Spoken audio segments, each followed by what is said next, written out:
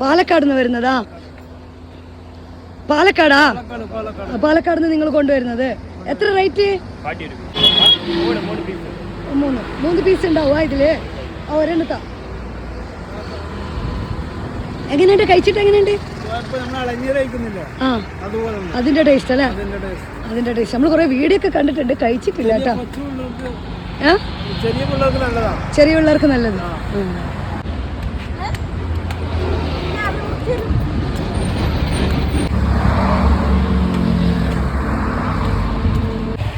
അങ്ങനെ ഞാൻ നൊങ്ക് വാങ്ങിയിട്ട് കടയിലെത്തിയിട്ടുണ്ട്. കഴിച്ചു നോക്കട്ടെ എങ്ങനെയുണ്ടെന്ന്, ടേസ്റ്റ് എങ്ങനെയുണ്ടെന്ന് നോക്കാമല്ലോ. നൊങ്ക് ഞാൻ ഇതുവരെ കഴിച്ചിട്ടില്ല.